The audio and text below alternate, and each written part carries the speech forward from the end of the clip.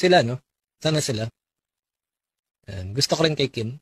Ngayon gusto ko na kay Kim. Parang feeling ko mabait si Kim. Kapatid ni Paulo Avellino boto kay Kimi para sa kanyang kuya. Kapatid ni Pau nadulas sa sinabi.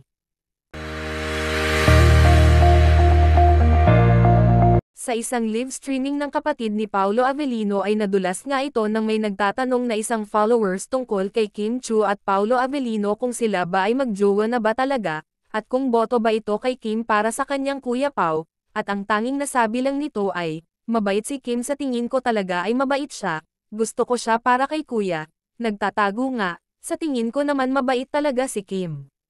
Sa pagkasambit ng kapatid ni Pau ay nadulas nga ito sa sinasabi na nagtatago pala talaga na nagkikita ang Kim Pau.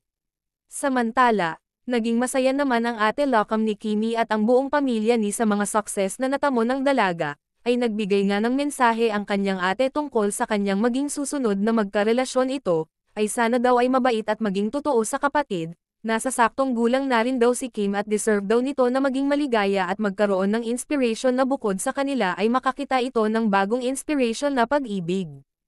Natawa nga ang kanyang kapatid ni Kim, nang tanungin ito kung ano ang status ni Kim at Paulo. Kung ito ba ay totohanan na, ang natanging sagot nito ay sila lang po ang nakakaalam at sa tingin ko naman ay masaya sila kung ano man ang meron sila, at okay naman si Paulo, boto ako sa kanya, mabait naman. Pero gusto ko pa talagang mas makilala pa siya as ate, ayaw ko nang masaktan ang kapatid ko, mahal na mahal ko yan kasi. Lang, si Kim at Paolo. Okay, pero wala, hindi ko rin alam kung kung sila ba or hindi ko rin alam. Patagor, yung kuya ko, hindi ko alam eh. Sana, sila, no? Sana sila. Gusto ko rin kay Kim.